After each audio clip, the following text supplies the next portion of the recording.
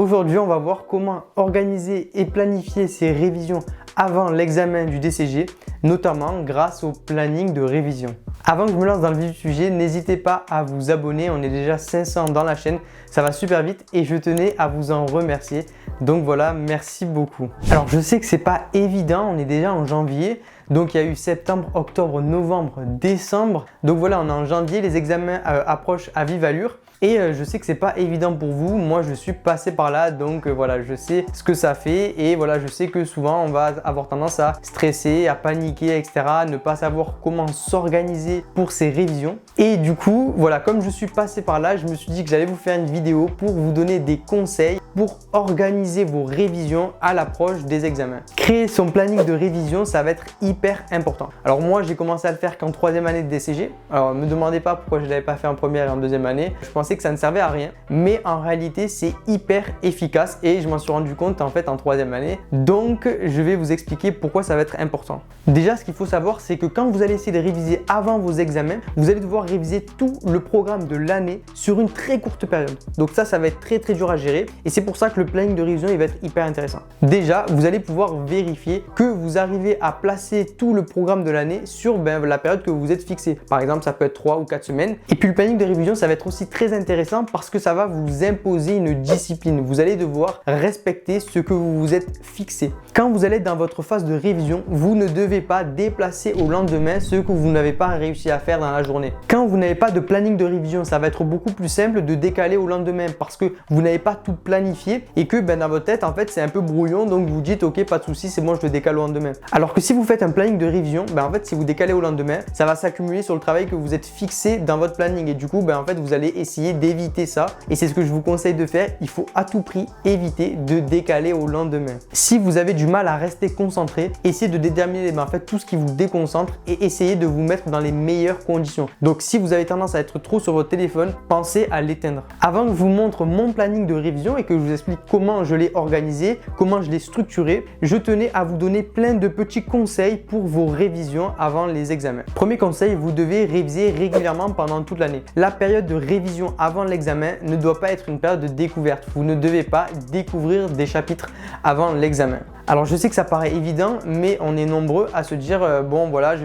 vais me faire ce planning de révision, bon je me fixe ce nouveau chapitre que j'avais pas appris, que ça. Non, vous ne devez pas découvrir vos chapitres avant l'examen, ça c'est important. Donc pensez à vous mettre régulièrement à jour avant l'examen. Par exemple, en janvier, février, mars, vous devez vous mettre à fond dans vos révisions et vous mettre surtout à jour sur ce que vous n'avez pas encore appris ou maîtrisé depuis le début de l'année.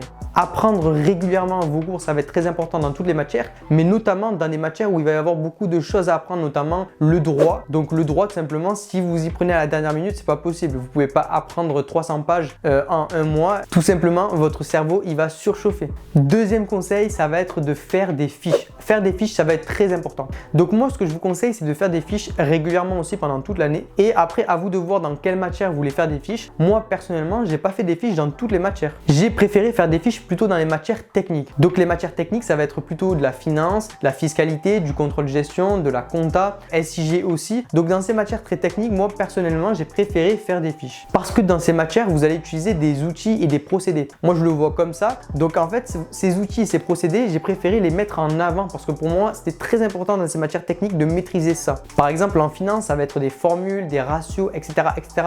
Et pour les matières plutôt théoriques comme le management, l'économie, le droit social, le droit des sociétés, etc., etc., j'ai préféré me focaliser sur le cours et je n'ai pas fait de fiches sur ces matières. D'ailleurs, dans ces matières, je faisais assez peu d'exercices, etc. parce que dans un premier temps, déjà oui, j'apprenais la méthodologie, ça c'est important et c'est primordial. Par exemple, en droit, vous avez une certaine méthodologie pour le cas pratique qui est propre au droit et donc si vous n'avez jamais fait du droit, etc., ça va être primordial de maîtriser la méthodologie. Mais moi, personnellement, une fois que j'avais maîtrisé la méthodologie, je préférais apprendre le cours pour les matières théoriques. Mais après, ça c'est subjectif, c'est mon avis. Je sais qu'il y a beaucoup d'étudiants qui font tout le contraire, qui préfèrent faire des fiches dans les matières plutôt théoriques et puis dans les matières pratiques, non, ils n'ont pas forcément envie de faire des fiches. Donc ça va dépendre en fait au cas par cas et je vous conseille d'adapter vos fiches en fonction de votre vision à vous. Troisième conseil, pensez à couvrir tout le programme de l'année dans votre planning de révision. Ça va être très important parce qu'il ne faut pas faire d'impasse. Et moi, je vous conseille fortement de commencer votre planning de révision début avril, de le terminer fin avril. Et puis comme ça, en fait, début mai, vous allez pouvoir refaire une seconde fois votre planning de révision jusqu'à la période des examens qui commence à peu près fin mai, donc 25 mai. Et donc là, j'ai envie de vous dire, c'est le top du top. Si vous arrivez à faire ça, honnêtement, vous êtes au max de vos révisions parce qu'en fait, vous allez revoir tout le programme de l'année 2 fois.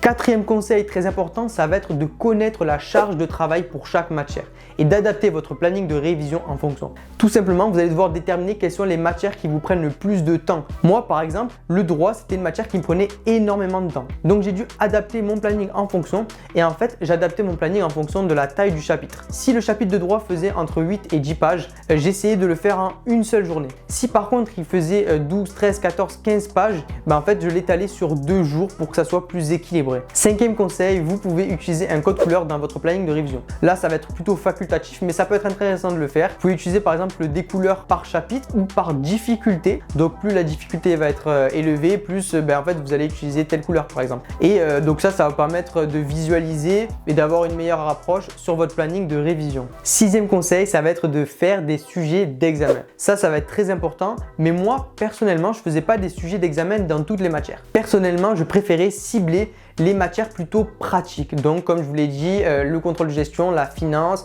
la fiscalité, la comptabilité, etc. Puisque c'est des matières très pratiques, pour moi, il fallait que je fasse énormément d'exercices, énormément de sujets d'examen. Tous les sujets d'examen sont disponibles sur Internet, donc ça c'est top. Je vous invite à taper sur Internet sujet d'examen DCG. Donc, comme vous pouvez constater, déjà mon planning de révision, je l'ai étalé sur à peu près 3 semaines et demie. Donc, je pense que c'est à peu près le mieux. 3 semaines et demie, c'est à peu près parfait. Vous pouvez le faire aussi sur 4 semaines, mais moi, je préférais le faire sur une période plutôt de 3 semaines. Comme vous pouvez le voir, en bleu, c'était le droit.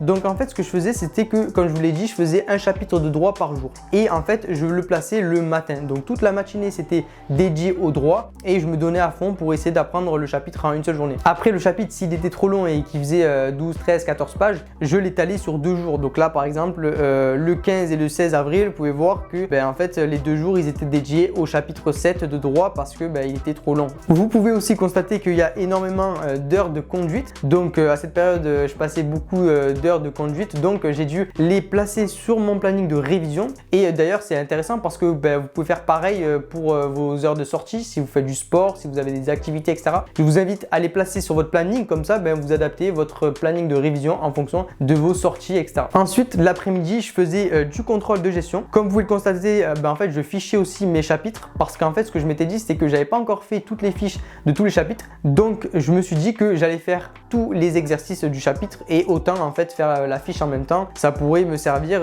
pour la suite quand j'allais refaire une seconde fois mon planning de révision. Et puis en vert, vous pouvez constater que le soir, j'essayais en fait de relire les chapitres de droit de la veille, donc que j'avais appris la veille. Je trouvais que c'était intéressant. En tout cas, j'essayais de m'y fixer parce que je le faisais pas tous les jours. Mais en tout cas, je pense que ça peut être intéressant. Le lendemain, quand on a appris le chapitre de droit de la veille, on essaye de relire le soir. Ça peut restimuler un peu la mémoire et je trouve que c'est pertinent. Comme vous pouvez le constater, j'ai pas placé management parce que en fait j'avais déjà appris la matière et que je voulais me concentrer sur ces deux matières. Du coup, je l'ai pas placé, mais j'aurais très bien pu placer management l'après-midi avec la gestion. Comme vous pouvez le voir, mon planning de révision, il commence le 10 avril, il se termine début mai. Et c'est ce que je vous conseille de faire. Faites ça. Faites-vous votre planning de révision début avril, début mai. Comme ça, ensuite, vous le refaites une seconde fois jusqu'à vos examens. Et là, en fait, vous serez au max de vos révisions. Vous aurez vu tout le programme de l'année en 2 fois. Ensuite, je vous invite à adapter votre planning de révision en fonction de vous-même, en fonction de comment vous voyez les choses. Quelles sont les matières où vous passez le plus de temps? Quelles sont les activités que vous allez faire en dehors de vos révisions? Où c'est que vous voulez les placer? À quel moment de la journée vous êtes le plus efficace, etc. etc. Et par exemple, si vous êtes en première année et que vous avez introduction au droit, introduction à la comptabilité, SIG, et vous avez anglais, puisque maintenant je crois qu'anglais on le passe en première année et que économie c'est en deuxième année. Je vous invite à passer toute la matinée à réviser l'introduction au droit parce que c'est une matière qui va être très chargée. Et ensuite vous pouvez l'après-midi par exemple vous fixer 3 heures pour réviser SIG et puis 3 heures pour réviser introduction à la compta. Là vous allez faire le maximum d'exercices, de sujets d'examen, etc. etc.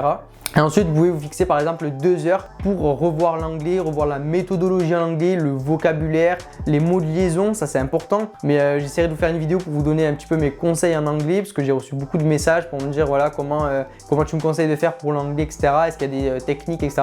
Donc je vous ferai aussi une vidéo pour vous donner mes petits conseils sur cette matière. Le planning de révision, il est très simple à faire. Je vous invite à le faire sur Excel, ou vous pouvez aussi le faire à la main comme vous le souhaitez. En tout cas, j'espère que cette vidéo vous aura plu. N'hésitez pas à liker la vidéo et à vous abonner si c'est toujours pas fait. Et si le contenu vous plaît, voilà, moi ça me permet de voir ce qui vous plaît, ce qui vous plaît pas, etc. N'hésitez pas à interagir dans les commentaires, à mettre de commentaires si vous avez des questions, etc. N'hésitez pas, moi je réponds avec plaisir. Donc voilà, n'hésitez pas. Et puis si vous n'avez pas trop envie de mettre des commentaires sur YouTube, etc., vous pouvez aussi m'envoyer un message sur Instagram. Voilà, j'espère que cette vidéo va vous doper dans vos révisions. Ne lâchez rien, donnez-vous jusqu'au bout. Et voilà, moi j'ai envie de vous souhaiter bon courage pour vos révisions et à la prochaine vidéo.